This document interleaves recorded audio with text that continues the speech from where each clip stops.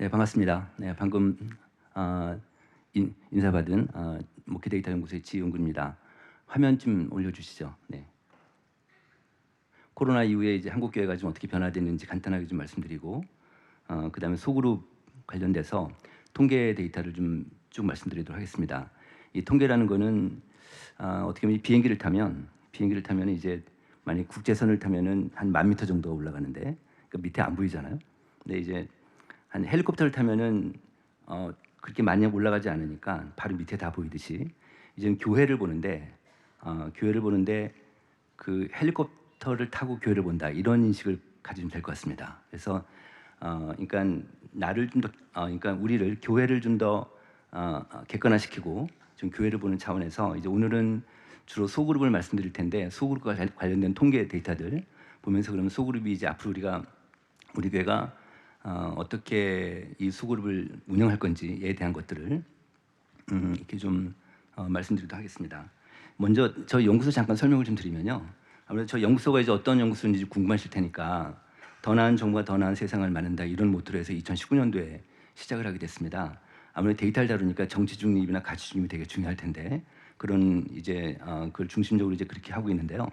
지금 주로 하는 일은 뭐냐면 한국계 목회자들이나 교회 리더분들한테 매주마다 이 교회 관련된 통계하고 그다음에 일반 사회 통계 이런 것들을 매주마다 보내드리고 있습니다. 그런 역할을 좀 하고 있고요. 특히 이제 코로나 이후에 지금 한국계가 되게 불확실성이 올라가니까 그래서 저희 데이터를 목회자들이 많이 찾고 있습니다. 특히 이제 오늘 그 순장님들 많이 오셨는데 순장님들도 이제 아무래도 소그룹 리더, 그러니까 그 예친 모임을 좀 인도하시다 보면 한국 교회라든지 기독교라든지 이런 걸 좀 많이 아셔야 되니까 필요하시면 저희 데이터를 그냥 매주마다 이게 무료예요. 무료니까 뭐 아무나 받을 수 있으니까 지금이라도 뭐 카톡 여셔가지고 검색어로 목회 데이터 거 치시면 바로 매주 화요일마다 저희 데이터를 무료로 받아보실 수 있습니다. 좀 전에 목사님께서 저희 그 설명해 주셨지만 저희 연구소가 이제 많이 알려지게 된 거는 한국교회 트렌드라는 책을 저희가 내면서부터 많이 알려지게 됐습니다. 그러면서 이 책은 이제 그 교회 트렌드를 그 10가지 주제를 뽑아가지고 내년도를 예측하는 그런 책입니다. 그래서 많은 교회에서 이 책을 많이 이용하고 있습니다. 자, 이제 오늘은 첫 번째는 지금 코로나 이후에 한국 교회가 좀 어떻게 움직이는지에 대해서 좀 말씀드리는데 제가 처음 이 말씀부터 드리고 싶은데요. 제가 이제 많은 교회로부터 이제 초청을 받아서 강의를 해요. 근데 이렇게 큰 교회도 많이 가봤는데 큰 교회 오후 예배 때 이렇게 교회당이 꽉 찬 교회는 처음 봤어요.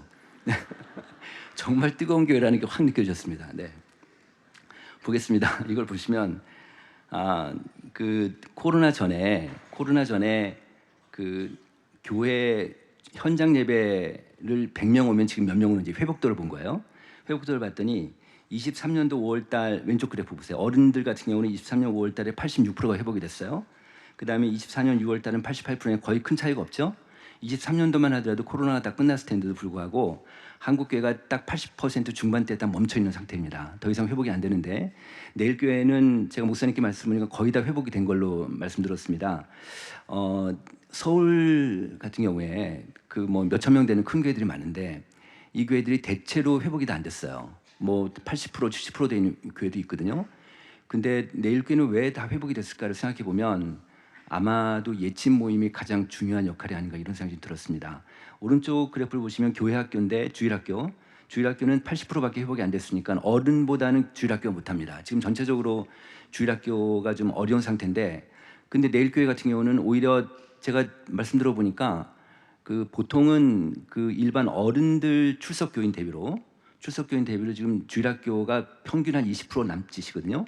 근데 지금 내일 교회는 30%가 넘어요. 그 정도로 보면은 내일 교회는 주일학교가 굉장히 강한 교회다 이렇게 좀 볼 수 있겠습니다. 그만큼 이제 요즘은 주일학교가 강하면은요 그들의 부모 세대도 강해지게 돼 있습니다. 왜냐하면 이제 그 가족 종교 시대라서 부모가 예수 믿으면은 아이들도 예수 믿고 하는 이런 현상이기 때문에 그러니까 아마도 내일 교회는 다음 세대가 강하다는 얘기는 뭐냐면 이 그들의 부모 세대 3, 40대가 굉장히 좀 강한 그런 교회가 되겠다 이런 생각이 들었습니다.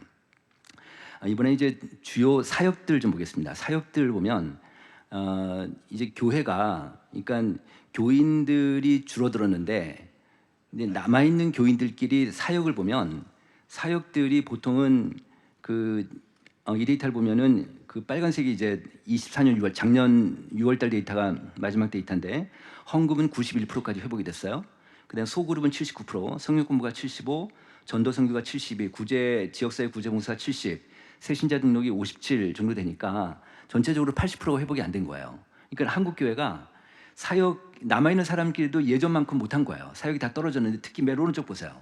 새신자 등록 같은 경우는 지금 예전에 100명 들어왔으면 지금 57명밖에 안 들어오니까 지금 한국 교회가 전도가 지금 안 되는 시대가 된 것 같습니다. 그 정도로 좀 어려운 상태인데 그리고 이제 큰 교회들 같은 경우는 90% 이상 회복되는 교회들이 있지만 작은 교회들은 지금 더 양극화돼서 작은 교회들 같은 경우는 뭐 지금 50% 60%밖에 회복이 안 된 교회도 있고요. 지금 상황이 어떠냐면요.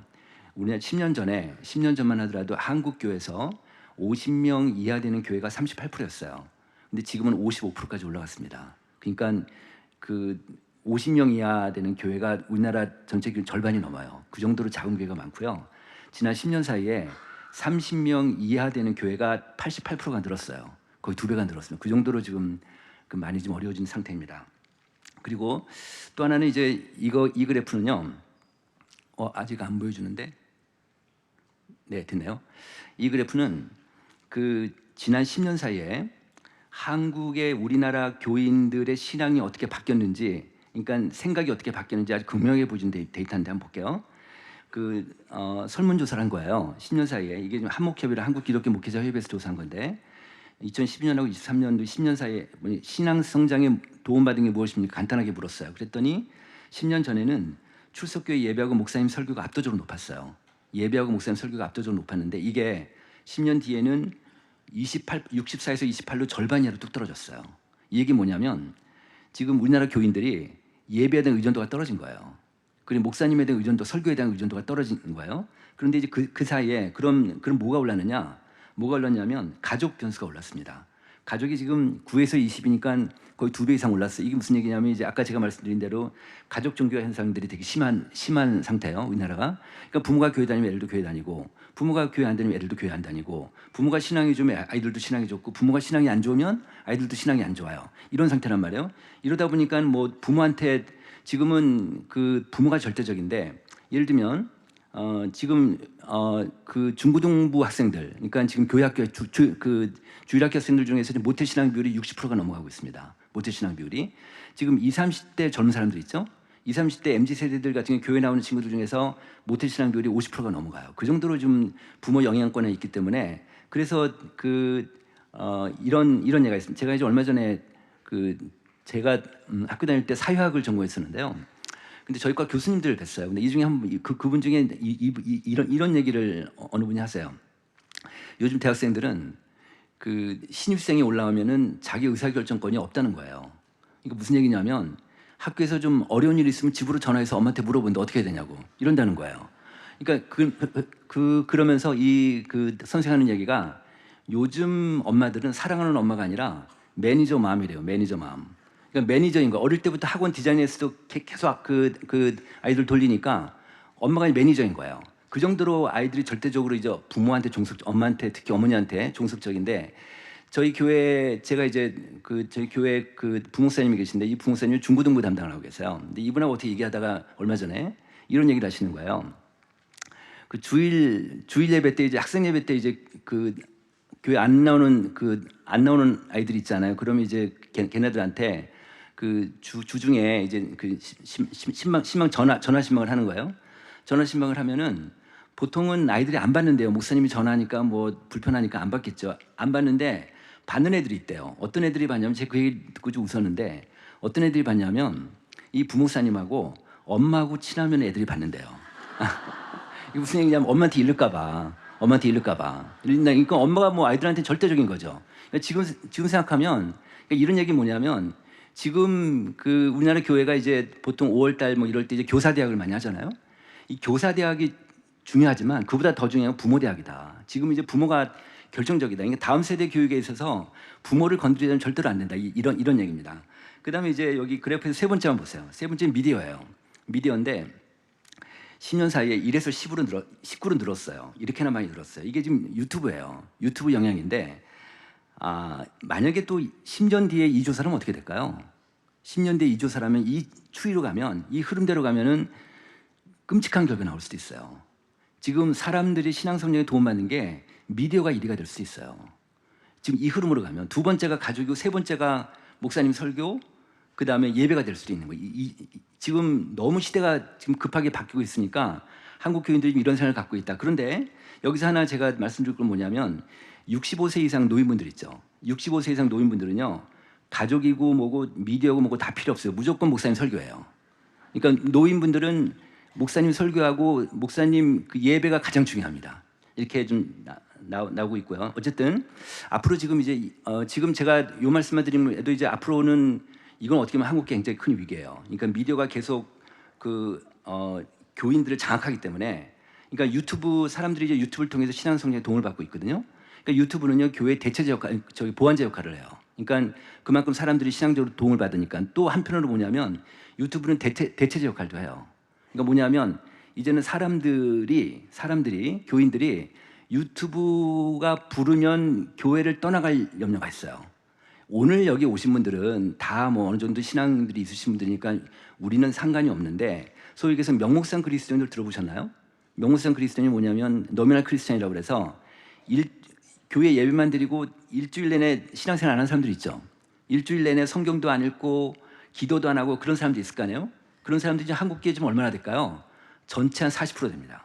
40%. 그러니까 이런 사람들이 결국 유튜브한테 뺏길 수가 있습니다. 그러니까 그런 측면에서 보면은 한국교회 입장에서 보면은 이 유튜브가 긍부정 역할이 다 있는 겁니다. 그렇게 좀, 그래서 우리가 유튜브에 대해서 어떤 그 대응을 할 건가를 정말 고민을 많이 해보셔야 되는데, 제가 왜 이 유튜브 얘기를 하냐면 이 유튜브 속에서 지금 교인들이 앞으로 교인들이 유튜브를 더 보겠다는 사람들이 훨씬 더 많아요.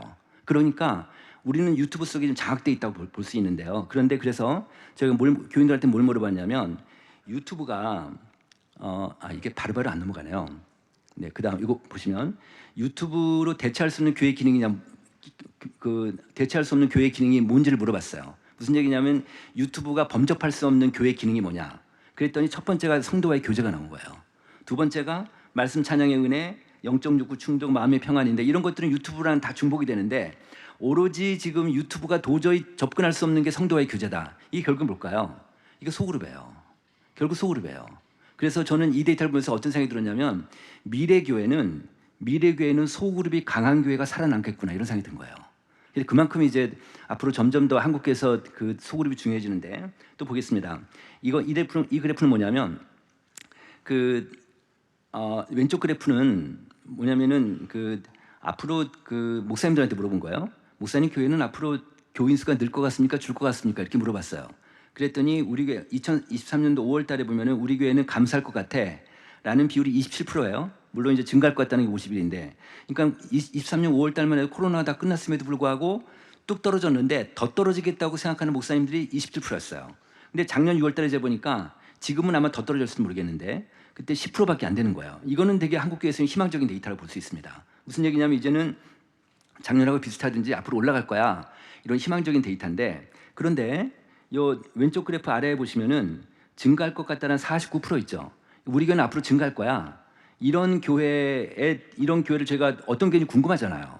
그래서 앞으로 어떤 교회가 부흥할 건지, 어떤 교회가 성장할 건지를 저희가 데이터로 분석해 보니까 두 가지 변수가 나온 거예요. 하나는 뭐냐면 가운데 그래프예요. 교회 규모별로 차이가 나는 거예요. 다시 얘기하면 교인 수가 많은 교회일수록 앞으로 성장 가능성이 더 높은 거예요. 그러니까 우리 교회가 더 교인 수가 늘 거라는 그런 응답이 높은 거죠. 그다음 두 번째는 뭐냐면 오른쪽 그래프인데요. 이건 소그룹이에요. 소그룹이 잘 되는 교회 있고 안 되는 교회가 있잖아요. 지금 우리나라 전체 교회 중에서 소그룹이 잘 되는 교회가 한 40% 돼요.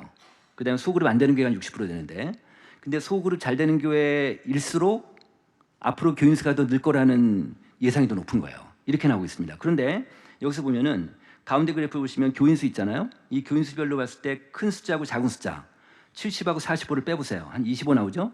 근데 오른쪽 그래프 소그룹 큰 숫자 작은 숫자 빼면 66에서 29면은 37 정도 됩니다. 그러니까 이 두 개를 보면은 소그룹이 더 큰 차이가 나잖아요. 이게 뭐냐면 이게 결정 변수예요. 다시 얘기하면 한국 교회를 구성하고 있는 정말로 많은 변수가 있는데 그 중에서 가장 강력한 변수가 소그룹이었습니다.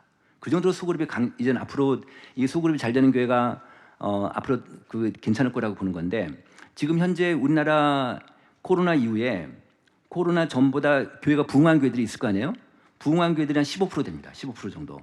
이 와중에서도 이 어려움을 딛고 부흥한 교회들이 있어요. 이 15% 되는 교회의 공통적인 특징의 소그룹이 잘 되는 교회들이에요. 이렇게 되고 있어요. 또 하나 볼까요?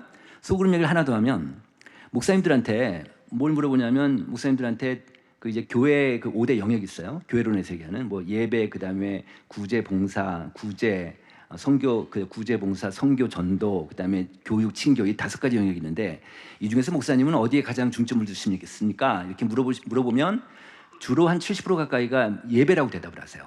그런데 이 교인들이요 예배에 대한 은혜를 많이 못 받아요. 한국계 전체적으로 지금 예배 만족도가 한 60%밖에 안 되거든요. 그런데요 예배에 대한 은혜를 받는 교회가 있어요.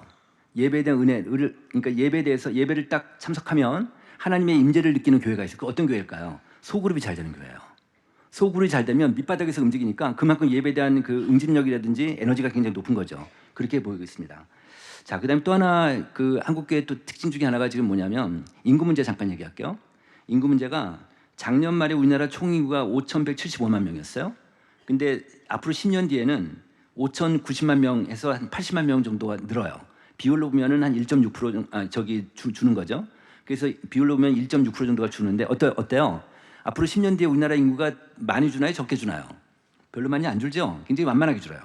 되게 완만하게 주는데 근데 이 10년 사이에 구조가 완전히 바뀐다. 어떻게 바뀌냐면 0세부터 14세까지 유소년 아이들이 31%가 줄어요. 이 얘기 뭐냐면 가만히 있어도 이제는 주일학교 아이들이 30%가 준다는 얘기예요. 그 다음에 앞으로 10년 뒤에 65 플러스 65세 이상 인구가 990만 명에서 1,400만 명으로 48%가 늘어요. 그러니까 지금 앞으로 10년 뒤에는 노인들이 절반이 더 늘어요. 그러니까 뭐 지금 우리나라 보세요. 지금 80대 이상 노인들은 74%가 늘어요. 느는 걸로 예상되고 있습니다. 그 정도로 이제 노인들이 많아지니까 이제는 작은 교회든 큰 교회든 간에 어느 교회든지 간에 이제는 모든 교회가 고령 친화적 교회가 되지 않는다는 거예요. 고령 친화적 교회가 뭐냐? 우리가 보통 70세 되면 은퇴하시잖아요. 근데 제가 오늘 말씀 들어보니까 여기 교회는 내일 교회는 65세 은퇴라고 말씀드렸습니다. 근데 은퇴하게 되면요, 은퇴한 노인들은요 교회제 소외감을 많이 느끼세요. 아니 갑자기 이제 뭐 일하다가 이제 못하니까 소외감을 많이 느끼는데 실제로지만 40% 가까이가 소외감을 많이 느끼시거든요. 소위 자기가 이제는 교회에서 헌신도 다 떨어지고 이제 그냥 이제 은퇴라니까 제가 뒷방비근이 치고를 받는다고 생각하는 거예요. 이렇게 되는 거예요. 그래서 이런 분들이 그러니까 고령 친화적 교회는 뭐냐? 내가 은퇴했더라도 내가 노인이라도 나는 우리 교회에서 소중한 존재야. 나는 우리 교회에서 인정받고 있어. 나는 우리 교회에서 내가 소외받지 않고 있어. 나는 소외당하지 않고 있어. 이런 인식을 갖게 하는 게 바로 고령 친화적 교회다. 이제 앞으로 이제 모든 교회가 이렇게 가야 될 건데, 근데요, 지금 교회 밖하고 일반 사회하고 교회 안하고 어디가 더 고령화돼 있을까요? 교회죠. 교회가 더 많이 고령화돼 있습니다. 특히 그 60세 이상 인구로 보면 교회가 교회 밖에보다 2배가 많아요. 교회가 그렇게 많거든요. 그러다 보니까 지금 우리나라가 지금 계속해서 고령화되고 있는데 우리나라 지금 계속 고령화되고 있는데 지금 현재 한국 교회의 고령화 수준이 우리나라 2050년하고 똑같아요. 그러니까 다시 얘기하면 우리 한국 교회가 25년을 앞당겨서 고령화되어 있다고 볼 수 있습니다. 그 정도로 지금 노인들이 많은 그런 교회가 됐다 이렇게 볼 수 있겠습니다. 자, 그래서 지금까지 제가 이제 몇 분 사이에 몇 가지 말씀드렸는데 이제는 한국 교회가 이제는 작동 프로세스 변동이 됐다. 이제 부흥이라도 많이 안 나오고 그래서 높은 소속감에 기초해서 강력한 동원 체제가 약화됐다. 헌신자가 줄어들고 손님만 있고 주인이 없어졌다. 이제는 과거 수익적 문화에 의해서 MZ를 중심으로 해서 거부감이 심하다. 그러니까 이제는 판이 바뀌었다. 예를 들어서 영어로 얘기하면 트랜지션, 전환의 시대다. 그러니까 전환이라는 거는 과거 판이 바뀌어서 옛날로 못 돌아간다. 이제는 바뀌었다는 거죠. 그래서 옛날 방식이 통하지 않는다는 거예요. 근데 교회는요, 웬만한 교회들이요, 저 피아노 저기 있잖아요. 피아노를 옆에 옮기는 것도 어려워요. 그 정도로 교회 참 변하기가 어렵거든요. 근데 지금은 변하지 않으면 어렵다. 이런 인식을 특히 교회 리더분들이 가는 게 되게 중요하겠다는 거고요. 그런 측면에서 이런 새로운 패러다임을 필요로 하는데 저는 가장 큰 패러다임 필요가 바로 이 소그룹으로 봤습니다. 그래서 이제 오늘 이제 요 말씀을 같이 나누려고 하는데 소그룹은 교회 안의 교회다. 철친 철치다. 그러니까 소그룹은 그냥 예를 들면 그러니까 이 안에서 교회 모든 기능이 이루어지는 게 소그룹이다. 이렇게 보실 수 있겠습니다. 그 얘기를 한번 해볼게요. 자, 그럼 왜 소그룹인가를 보면 그 우리나라 지금 왼쪽 그래프를 보시면 그 여러분들 그 아마 목사님 설교 통해서 들으셨을지 모르겠는데 영국 정부의 고독부라는 게 있는 거 아시죠? 영국에는 너무 외로운 사람들이 많으니까 고독부 장관이 있어요. 그러니까 그래서 제가 그 영국 그 고독부가 설립이 될 때 그 데이터를 찾아봤더니 영국 국민들이 외롭다고 하는 사람들이 44%였어요. 일본은요, 우리나라 여기 보건복지부 안에 고독국이 있어요. 일본에. 근데 거기 일본 사람들이 지금 그 외롭다고 하는 사람들이 34% 있어요. 근데 왼쪽 그래 보세요. 우리나라는 55%예요. 이 정도로 외로운 사람들이 많아요. 그 정도로 외로운 사람들이 많으니까 혼자 스스로 목숨 끊는 사람들 많고, 지금 우리나라 그 자살자 수가 뭐 지금 전 세계에서 가장 그 자살률이 지금 전 세계에서 가장 많은데, 가장 높은 나라인데 지금 시간당 1.6명이 죽고 있거든요. 1.6명이 지금 하고 있는데, 지금 서울 같으면 서울에 한강다리가 많잖아요. 한강다리에서 투신 자살하는 사람이 많잖아요. 근데 하루에 경찰 리포트가 80번을 왔다 갔다 해요. 네, 그 정도로 지금 우리나라가 지금 되게 어려운 나라죠, 사실은. 근데 이제 사회적 고립도인데, 오른쪽 표를 보시면 우리나라 사회적 고립도가 지금 34%. 이거 무슨 얘기냐면은 이 나 스스로 고립돼 있다고 생각하는 사람들. 그러니까 이거 두 가지로 얘기해요. 내가 지금 바쁜데 우리 집안일을 누구한테 부탁할 사람이 있다 없다. 그래서 없다라는 사람, 또는 없다는 사람, 또는 내가 지금 외로운데 나하고 대화할 사람이 있다 없다. 없다라는 사람이 합해졌을 때 34%예요. 이 정도면 3명 중에 1명인데, 노인 같은 경우는 42%까지 올라가요. 이 정도로 지금 우리가 사회적 고립도가 심하니까, 그래서 이런 외로운 사람들이 많은데, 그런데 교회 안에서도 교회 활동하면서도 외로운 사람이 많다는 거예요. 제가 조사를 해보니까 교회 안에서 외로운 사람들이 36%가 있습니다. 3명 중에 1명 정도가, 1명 이상이 외로운 사람들이 있는데, 그런데 이 사람들한테 이유를 물어보니까요, 마음을 터놓고 얘기할 사람이 없대요. 이게 제일 높아요. 교회 아닌데도 불구하고 마음을 터놓고 마음을 터놓고 얘기할 사람이 없다는 게 이렇게 높습니다. 그래서 이제 교회 안에서 이런 속으로 서로 마음을 터놓고 얘기할 수 있는 그런 모임이 필요하다. 이런 건데요. 저희 그 성도들한테 이걸 물어봤습니다. 내가 다니고 싶은 교회가 어디입니까? 물어봤더니 교인 간의 진정성 있는 사랑과 교제가 있는 교회를 가장 원해요. 다시 보면요, 그러니까 설교가 은혜로운 교회도 높잖아요. 그러니까 영적 서비스 제공하는 거하고 이 교제, 이런 삶을 나누는 거, 이게 지금 거의 지금 같은 비율로 좀 높게 나오고 있습니다. 그러니까 이제는 한국 교회가 앞으로 생존하려면, 지금 교회가 좀 하락세니까 어쨌든 교회가 이제 생존하려면은, 교회가 계속적으로 가려면 이 교제, 이 성도 간의 이 나눔과 이것이 약한 교회는 어려워질 것 같아요. 진짜 그런 교회들은 되게 어려워질 것 같고요. 어쨌든 이런 게 되게 그 중요한 시대가 됐다, 이렇게 볼 수 있겠는데요. 자, 그래서 그 아까 제가 말씀드린 대로 그 한 15% 정도가 성장을 했는데, 이 성장하는 교회들의 대체적인 특징이 소그룹이 잘 되는 교회다, 이렇게 볼 수 있습니다. 모임의 빈도가요. 근데 이제 그럼 이 잘 되는 교회, 이 잘 되는 교회들, 소그룹이 잘 되는 교회들 특징을 보니까, 어느 교회는 한 달에 한 번 소그룹을 하는 교회가 있어요. 어느 교회는 2주에 한 번 소그룹 하는 교회도 있고, 어느 교회는 매주마다 하는 교회가 있어요. 그러면 어느 교회가 잘 될까요? 매주 하는 교회가 잘 돼요. 아무래도 매주 하는 교회가 잘 돼요. 또 하나 뭐냐면, 소그룹 리더 교육이 있습니다. 리더가 되게 중요하니까 리더 교육을 1년에 한 번도 안 하는 교회가 있어요. 그리고 뭐 반년에 한 번씩 하는 교회도 있고, 매달 하는 교회도 있고, 2주에 한 번 하는 교회도 있고, 매주 하는 교회도 있어요. 그럼 어느 교회가 잘 될까요? 매주 하는 교회가 잘 돼요. 그리고 또 하나, 교제가 있는데 교제가 없이 소그룹 하는 교회가 있어요. 교제가 있는 상태에서 소그룹 하는 교회가 있어요. 그럼 어느 교회가 잘 될까요? 교제가 있는 교회가 잘 돼요. 근데요, 제가 이제 지금부터 말씀드리는 건 몇 가지 말씀드리면, 모임 시간이 되게 중요해요. 모임 시간이 되게 중요한데, 요즘은 많은 교회들이 주일 오후 예배를 없애버리고 그 시간에 소그룹을 많이 해요. 근데요, 제가 이제 오늘 말씀 들어보니까 내일 교회에서도 주일날 소그룹을 많이 하신다고 들었습니다. 그런데 제가 말씀드리고 싶은 건 뭐냐면, 이 소그룹, 교회에서 소그룹을 할 때 문제가 하나 있어요. 무슨 문제가 있냐면, 모임 시간이 정해져 있어요. 다시 끝나는 시간이 정해져 있어요. 자, 볼게요. 한 그룹이 예친 모임이 8명이다. 예를 들어서 8명인 한 그룹이, 한 팀이 있어요. 그럼 8명이서 서로 얘기를 하는데, 서로 자기 삶을 나눠야 되니까 얘기를 하는데, 우리 예친 모임은 1시간짜리예요. 1시간짜리인데 내가 오늘 깊은 얘기를 하려고 그래요. 깊은 얘기를 하려고 하게 되면 내 뭐 배경 얘기도 해야 되지, 뭐 이 얘기 저 얘기 하다 보면 한 사람이 10분, 20분, 30분을 잡아먹어요. 그죠? 그럼 자기가 깊은 얘기를 하다 보면 30분을 다 잡아먹으면 본인 생각에, 야, 우리 모임은 1시간짜리인데 내가 30분 잡아먹으면 안 되지. 그래서 깊은 얘기를 못 하는 거예요. 이 문제가 있어요. 그런데요, 이 지금 미국이나 지금 한국에 소그룹 연구들이 많이 진행되고 있는데 소그룹 구성원들을 붙들기 위해서 이탈되지 않기 위해서 가장 중요한 게 뭐냐면 기도예요. 기도거든요.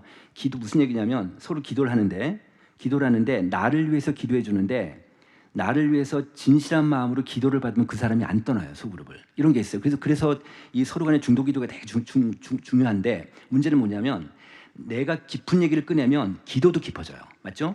근데 내가 얕은 얘기를 꺼내면 기도도 얕아져요. 그러니까 별로 기대의 은혜를 못 받는 거예요. 이런 문제가 있어요. 그래서 소그룹 시간, 이 시간이 절대적으로 중요해요. 사실은. 그러니까 이게 그래서 소그룹의 마지막 단계는 이 소그룹의 그 파이널 스테이지라고 그러죠. 마지막 단계는 뭐라고 그러냐면 집이라고 그래요. 집에 사는 게 되게 중요해요. 집에 사는 게.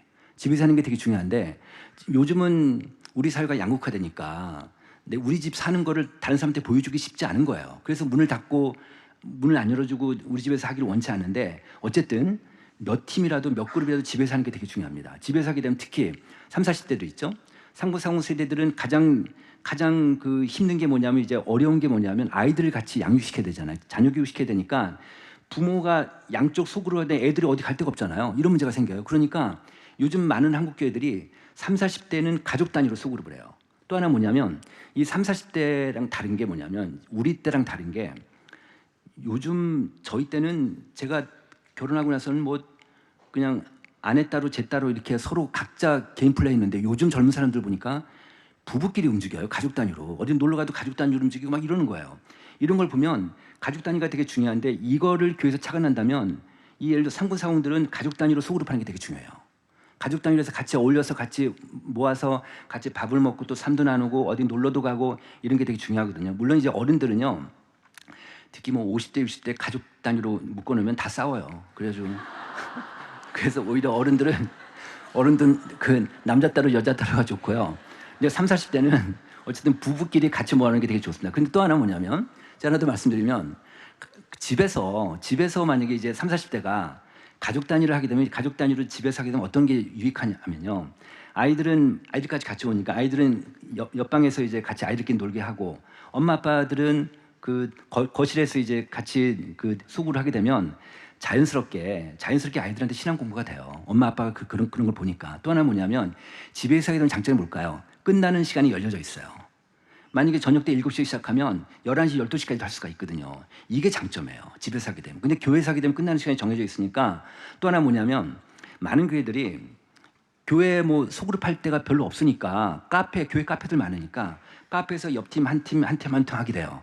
시끄러워서 자기를 잘 못하게 돼요. 시끄러워서. 이런 문제가 있어요. 그래서 소그룹하는 환경도 되게 중요하거든요. 그런 것들 좀 교회에서 좀 잘 마련해 주시면 좋겠다. 이런 생각이 듭니다. 또 하나 뭐냐면 몇 가지 더 말씀드리면 그 많은 목사님들한테 제가 이제 소그룹 관련돼서 이제 많이 얘기를 듣는데 소그룹 잘하는 교회들요. 목사님들이 잘 힘든 게 뭐냐면 비밀이 안 지켜진다는 거예요. 비밀이 안 지켜진다. 그래서 이 소그룹이 잘 안 된다는 거예요. 이 비밀이 안 지켜지니까 예를 들어서 우리 소그룹을 해요. 소그룹을 하는데 우리 예치 모임을 하는데 딱 뭐 어느 여자 집사님이 오셔가지고 너무너무 자기 힘들어요. 너무 힘들어서 이 얘기를 할까 말까 하다 얘기를 해요. 자기 너무 힘드니까 우리 남편이 바람 핀다는 얘기를 한 거예요. 근데 우리 아들이 마약한다는 얘기를 한 거예요. 이럴 때 이걸 지켜줘야지.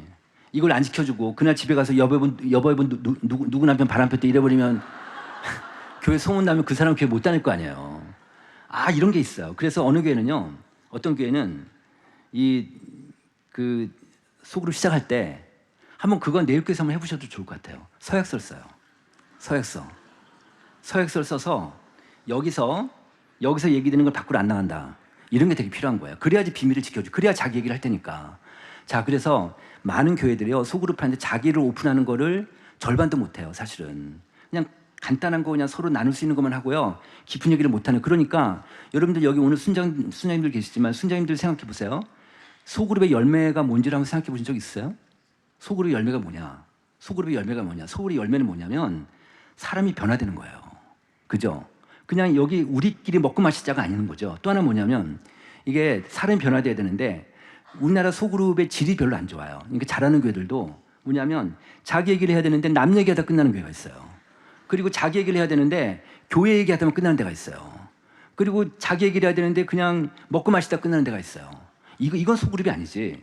자기 얘기를 해야죠. 자기. 그러니까 먼저 순장님이 자기를 오픈하는 게 되게 중요해요. 자기를 먼저 자기 고백을 해야지 서로 고백하게 되니까. 그렇지만 고백할 때 가장 중요한 건 여기서 얘기되는 건 절대로 밖으로 안 나간다. 이 조건이 되게 중요하다는 거예요. 네, 그렇게 볼 수 있겠습니다. 자, 유익함을 볼까요? 이건 소그룹 하는 분들한테 물어봤습니다. 모이면 즐겁다, 나에게 유익함이 있다, 친밀한 관계를 유지한다, 어려움을 당하는 사람을 돕는 문화 분위기가 있다, 신앙적 격려와 자극을 받는다, 나눔의 깊이가 있다. 그렇다라는 비율이 한 90% 안팎 정도 되잖아요. 그 정도로 이 소그룹의 유익함이 있어요. 특히 소그룹에서 신앙적으로 격려와 자극을 받지 않으면 이건 소그룹이 아니에요. 다시 얘기하면 소그룹 리더분들, 순장님들 잘 들어보세요. 우리 소그룹에서 1년 동안 했음에도 불구하고 한 사람도 변화가 안 됐다. 이건 소그룹이 아닌 거예요. 그죠?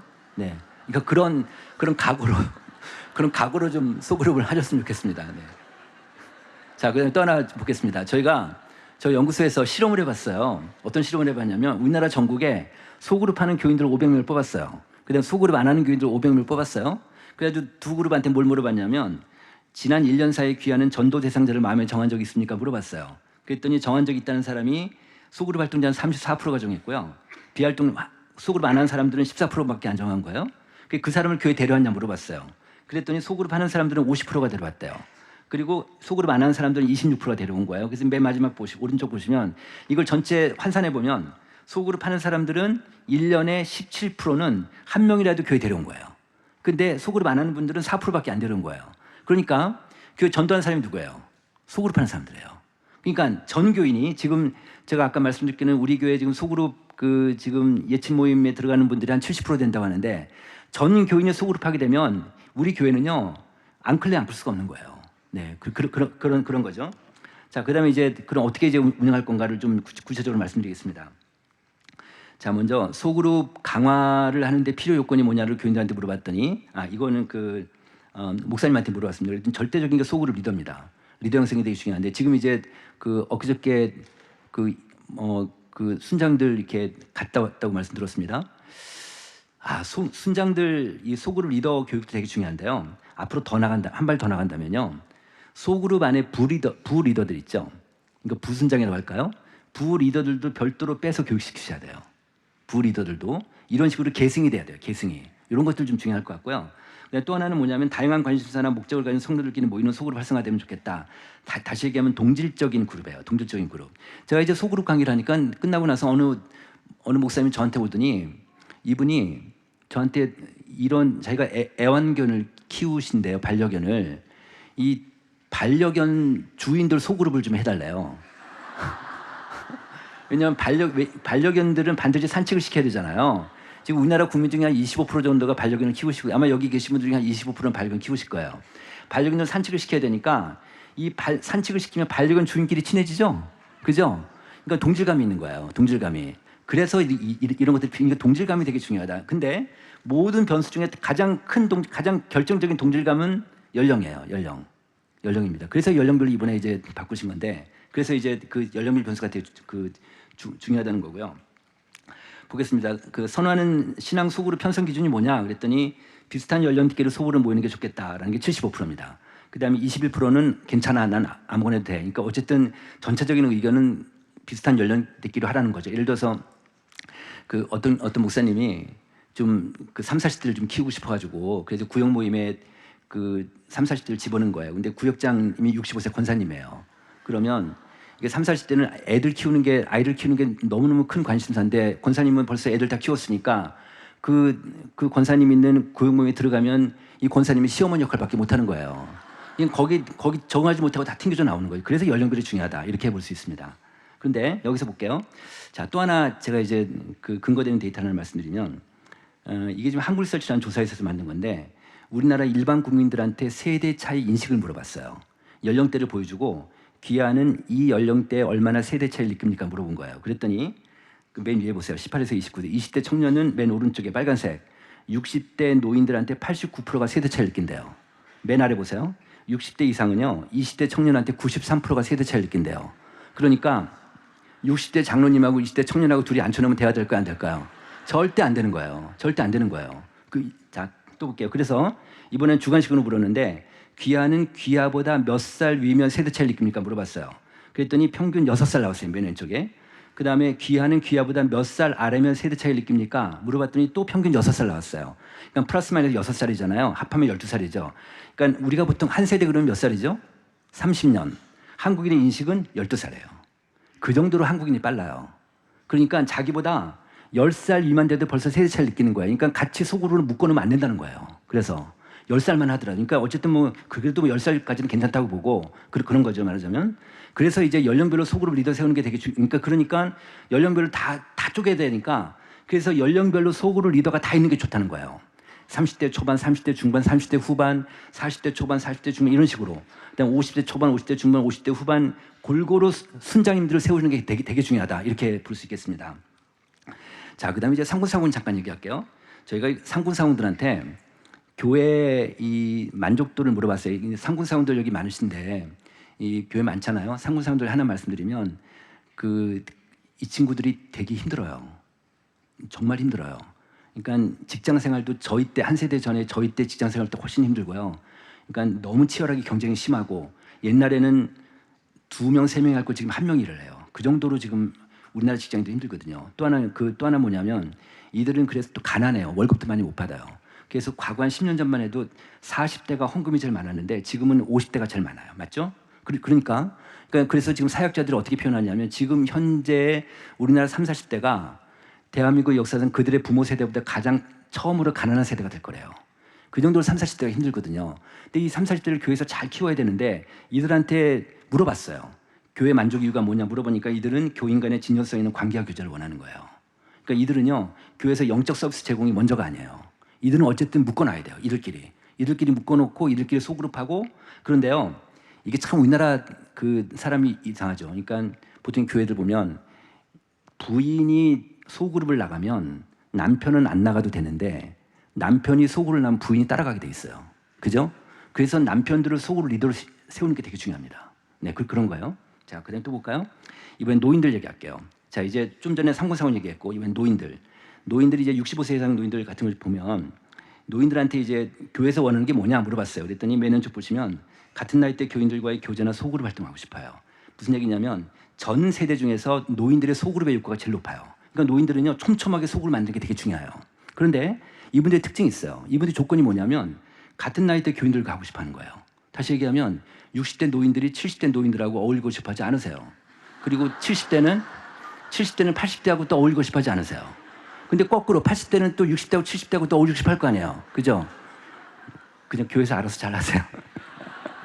하여튼 이런 문제가 있어요. 그래서 노인분들도 다 나누는 게 되게 중요합니다. 특히요, 하나 말씀드리고 싶은 거는 60대 노인들하고 70대 노인들은 다른 세계 사람들이에요. 여기 지금 58년 개띠들 꽤 되시죠? 네. 58년 개띠 이분들이 58년생인데 이분들이 소위 얘기해서 베이비 부모세의 대표적인 분들이세요. 이분들은요, 1살짜리가 60만 명, 70만 명이에요. 근데 그 전에 70대는요, 1살짜리가 20만 명 정도밖에 안 돼요. 그 정도 차이가 나는데 이 베이비 부모 세대들 특징이 뭐냐면 고학력자가 많아요. 고학력자가. 근데 70대만 해도 저학력자가 많거든요. 이러다 보니까 어떤 문제가 있냐면 이념적으로 차이가 나요. 다시 얘기하면 과거 10년 전에는요, 여기는 저기 TK적이니까 약간 좀 틀릴 수는 있겠지만 하지만 10년 전만 60대만 하면은 60대들은 선거를 하면 투표를 하면요, 거의 다가 보수당을 찍었어요. 근데 지금은 안 그래요. 지금 여론조사 나오는 거 보면 60대는 야당하고 여당하고 반반 정도 찍어요. 이 정도 되거든요. 왜 이런 현상이 나타나냐면 이 학력 변수하고 이념 변수하고 상관도가 높아서 그래요. 그런 문제가 있으니까 좀 생각이 다른 거죠. 또 하나 뭐냐면 60대는 70대와 달리 부자들이 많아요. 그러니까 우리나라 경제성장기에 이 경제성장을 편승해서 온 사람들이 많으니까 이 사람들이 그러니까 그런 분들이 많은 거죠. 또 하나 뭐냐면 이분들을 소위 얘기해서 액티브 시니어라고, 그러니까 60대를 보통 60대 노인들 액티브 시니어라고 부르거든요. 이분은 뭐냐면 이분들은 있는 돈을 갖고 다 쓰기를 원해요. 그러니까 굉장히 액티브하게 뭐 그 사회 활동도 하고 또 교회 활동도 하고 막 이러고 자기 재산이 있으면 자식한테 안 물려주고 다 자기가 쓰고 주겠다는 거예요. 이런 분들이 많아요, 60대가. 그러니까 60대하고 70대는 종이 다른 분들이에요, 어떻게 보면. 그러니까 소그룹 하시더라도 나눠주는 게 되게 중요하다, 이렇게 볼 수 있겠습니다. 자, 그 고령교인들 소그룹 성사를 하나 말씀드리면요, 포항에 있는 교회, 여기서 이렇게 멀지 않죠? 포항에 있는 교회인데 이 교회는요, 이 교회도 지금 내일교회랑 비슷한 교인수예요. 비슷한데 이 교회도 내일교회랑 똑같이 몇 년 전에 한 4, 5년 전에 지역별 교구로 되어 있는 게 교회가 좀 어려우니까 연령별 교구로 다 바꿔버렸어요. 그래서 유초등부 부모교구, 중고등부 부모교구, 그 다음에 30, 40대 묶어버리고, 그 다음에 50대, 60대, 70대 이렇게 묶어버린 거예요. 그 맨 오른쪽 보시면 시니어 있잖아요, 시니어. 이 요한공동체라고 이제 72세 노인분들 소그룹을 만드는데 이 소그룹을 매주 목요일마다 와서 소그룹을 해요. 이분들은 주일날 안 해요. 매주 목요일마다 교회 와서 다 소그룹을 하는데 노인분들이. 그런데 이 교회에서 아이디어를 내가지고 뭘 했냐면 이 교회 40대, 50대 여자 집사님, 권사님을 훈련시켜서 소그룹 리더를 집어넣었어요. 그러니까 이 노인분들 소그룹을 리더를 40대, 50대 여성을 집어넣은 거예요. 그래서 몇 년 지나다 보니까 어떤 현상이 벌어졌냐면 이 노인분들이 자기 고민을 자기 자식이나 자기 배우자하고 상담을 안 하고 소그룹 리더하고 상담하기 시작하는 거예요. 그래서 이 교회가 지금 어떻게 돼 있냐면 목요일 날 소그룹 오는 노인들이 주일 예배 오는 사람은 더 많아진 거예요. 이렇게 됐어요. 그래서 이것 때문에 지금 노인 소그룹이 잘 되는 바람에 그 밑에 연령대까지 다 소그룹이 잘 되는 거예요. 이런 케이스입니다. 이렇게 되어 있습니다. 자, 그다음에 취향 소그룹 여러분 들어보셨어요? 지금 우리가 지금까지 얘기한 건 신앙 소그룹이다. 이제 그러니까 예치 모임이죠. 예치 모임 이렇게 해서 하는데 취향 소그룹 뭐 등산반, 뭐 독서반 이런 거예요. 예를 들어 독서 좋아하시는 분들 있으면 이분들은 성경 읽기 반을 만들어서 또 하시고 이렇게 하면 되고 또 어떤 분들은 기도 좋아하시는 분들은 기도 중보기도 팀 만들어서 하면 되고 이런 게 어떻게 보면 취향 소그룹인데 예를 등산반이다. 그럼 등산반 같은 거 만들어서 그 등산반에 가면 이제 보통 이제 교회들이요 등산반을 많이 하는데 그럼 꼭 그 산에 올라가서 꼭 이런 분이 꼭 이게 등산을 하다 보면 막걸리 마시는 사람이 나오는 거예요. 그럼 이제 산에 올라가 막걸리 마시면 막걸리 갖고 오면 야 우리가 교회에서 하는데 막걸리 마시면 되냐? 아니 마실 수도 있는 거지. 서로 싸움이 나요. 그래서 이 취향 수업이 잘 안 돼요.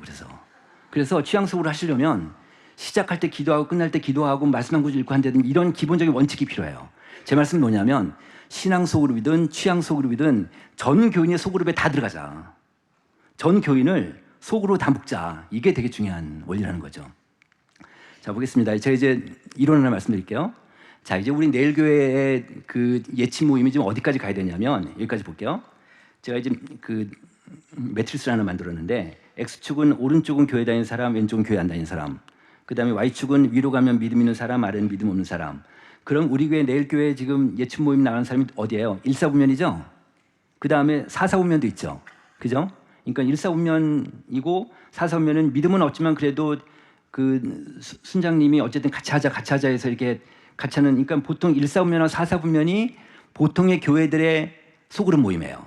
근데요 대체로 우리는 한국 교회들의 소그룹이 다 우리끼리예요. 우리끼리 하는 거예요. 우리끼리. 근데 뭐냐면 여기서 이제 이사분면, 삼사분면 뭐냐? 이사분면은 뭐예요? 믿음이 있는데 교회 안 다니는 사람들. 그러니까 소위 해서 가난한 성도들이죠. 그러니까 그런 사람들이고. 그다음에 교회 안 다니고 믿음 없는 사람들은 믿음 없는 사람들도 있을 거고. 그러니까 믿음 없는 사람들까지도 소그룹에 데려와야 된다. 우리 교회 안 다니지만 데려와야 된다는 거죠. 예를 들어서 서울에 그 소그룹이 굉장히 잘 되는 교회가 있는데 이 교회는요. 소그룹 리더가 앉아 있으면 앞에 이제 그 멤버들이 앉아 있잖아요. 그런 소그룹 리더 오른쪽 자리를 비워놔요. 누구 자리일까요? 세신자 자리예요. 세신자 자리. 그러니까 이 교회는 전체 교인들이 주중에 누구를 전도해서 이 소그룹에 앉힐까를 고민하는 거예요. 이게 되게 중요해요. 그러니까 주일 예배 데려오는 것뿐 아니라 소그룹에 누구를 앉힐까. 그러니까 이 소그룹은 우리끼리가 아닌 거죠. 그러니까 요 생각이 되게 중요해요. 소그룹은 우리끼리가 아니다. 언제든지 누굴 데려올 수 있다. 세신자를 데려올 수 있다. 그래서 여기서 적응시킨 다음에 그다음에 교회를 데려간다. 요런 전략이 되게 중요할 것 같습니다. 그래서 소그룹은 전도의 거점까지 돼야 된다. 여기까지 가셨으면 좋겠다는 거죠. 자, 이제 소그룹 성패 키는 구성하는 거. 자, 이제 올해 이제 그 새로 시작하셨으니까 깊은 이야기 나누는데 한 1년 정도 걸려요. 그러니까 바로 자기 얘기 못 할 거 아니에요. 그러니까 소그룹 순장님이 되게 중요하죠. 그러니까 그래서 깊은 이야기를 하는 게 되게 중요하니까 그래서 1년 이상 걸린 이거를 잘 참고 소그룹 리더분들이 잘 참고 하는 게 중요할 것 같고 그다음 비밀부 아까 제가 이제 그 말씀드린 비밀부장 되게 중요하고 그다음 리더 교육이 그러니까 지속적으로 리더 교육하는 게 되게 중요할 거고 그다음 남성 참여 중요하고 그다음에 교재를 정기적으로 제공하는 게 중요하고 여섯 번째는 뭐냐면 꼭 그 혼자 다 얘기하는 사람들 있죠. 이 빅마우스들. 어떤 소그룹이 빅마우스가 있어요. 이 사람들을 여하이 제어하셔야 돼요. 아니면 내쫓든지. 하여튼 이 사람 때문에 소그룹이 안 되거든. 그죠? 요 문제가 있으니까 요 분도 하여튼 이분들하고 충분히 얘기를 해서 조금만 얘기를 좀 덜 하세요라고 해서 하여튼 잘 관리하시는 게 되게 중요합니다. 네. 보통 보면은 소그룹 리더 오른쪽 자리하고 왼쪽에 앉은 사람도 제일 얘기를 안 해요. 오히려 멀리 있는 사람 얘기를 잘하고요. 옆에 있는 자리 얘기 안 하니까 그런 것들 좀 해서 그러니까 다들 골고루 얘기할 수 있도록 그렇게 좀 그 순장님이 잘 좀 관리하셔야 할 것 같습니다. 자, 이제 영상을 제가 하나 갖고 왔습니다. 영상을 뭐 볼까 하냐면 한 1, 2분 정도 보실 건데요. 이 영상은 미국의 세르벳 교회라고요. 목적이 이끄는 삶 책 쓰신 니고레 목사 설교 영상이에요. 그런데 제가 이제 제가 소그룹을 하나 들고 있는 게 있는데 제가 몇 개 소그룹을 하고 있는데 그 중에 하나가 이 교회 미국의 제가 좀 전에 말씀드린 세르벳 교회 한인 교인들하고 한국의 목사님들하고 같이 소그룹을 하나 해요. 거기에 제가 2주에 한 번씩 온라인으로 소그룹을 하거든요. 그래서 우리 팀에서 작년에 미국 한인교회 목사를 대상으로 해서 소그룹 세미나를 했어요. 저희가 가서 해서 다 뭐 섬기고 막 그랬거든요. 그때 거기 미국 세르벳 교회 한인 목사님이 강의를 했는 한인 1.5세 목사님이 강의를 했는데 그 강의 내용 중에 그 영상이 너무 좋아서 제가 하나를 좀 갖고 왔어요. 근데 이 교회가요, 주일 출석 교인이 16,000명이에요. 근데 매주 소그룹이 1,700개가 움직여요. 그 정도로 소그룹이 강한 교회거든요. 미국에서 아마 가장 소그룹이 강한 교회인데 이 니고네 목사가 설교 때 소그룹 얘기한 걸 한번 들어보시죠. 네, 일단 먼저 제가 좀 전에 말씀드리기 전에 그 영상 보시기 전에 이거 하나만 더 말씀드릴게요. 아까 제가 말씀드린 대로 좀 전에 말씀드린 니고데 목사 한 얘기예요. 소그룹은 프로그램이 아니라 교회다. 프로그램을 하면 실패한다. 이거는 교회다. 그래서 사람들의 변화는 대그룹에서 일어난다고 생각하지 않는다. 사람들 소그룹에서 변한다. 이런 얘기입니다. 그래서 우리가 소그룹 하시면서 이제 우리 안에서 변화되는 사람이 계속 나왔으면 좋겠다는 건데 한번 영상 틀어주시죠. 네.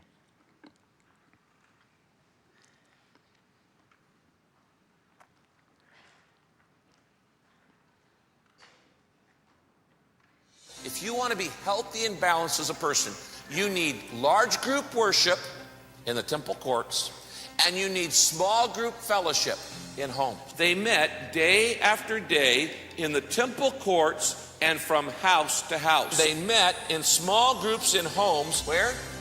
In homes. Whether you're married or not, whether you're young or old, no matter who you are, you need people to live with. And if you're not reading the Bible on a daily basis, and if you're not coming to church to hear teachers, and if you're not in a small group, you're not hearing much from God. Fellowship happens small. Small is good. You can only fellowship with 4 or 6 or 8. And that's why we are so important to emphasize that we want everybody in a small group so people can be close to you and can help you grow. Your heart is going to shrivel up if you don't get supportive fellowship. And you need some people in your life in a small group who know you intimately, love you unconditionally, and can confront you when you need it. I've got about a dozen people who have the ability to speak into my life and say, you're wrong. I can't tell you the number of mistakes I've avoided because the people closest to me and those in my small group have said, have you thought about this? And God wants to use others in your small group to speak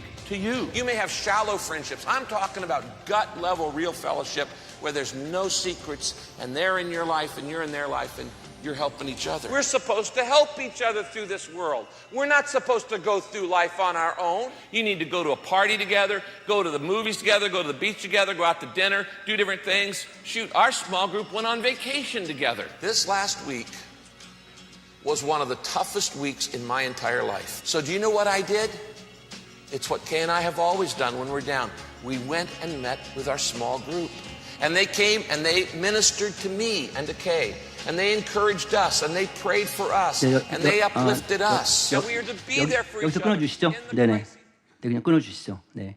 이 교회가 소그룹 보통 이제 미국 교회들이 중남미 쪽으로 선교여행을 많이 가는데 선교여행을 가는데 보통 이 교회 워낙 크니까 소그룹 단위로 선교여행을 가요. 근데 이 교회는 어떤 교회냐면 소그룹이 만 8명이에요. 한 팀이 8명이면은 4명은 선교여행 가고 4명은 안 갔어요.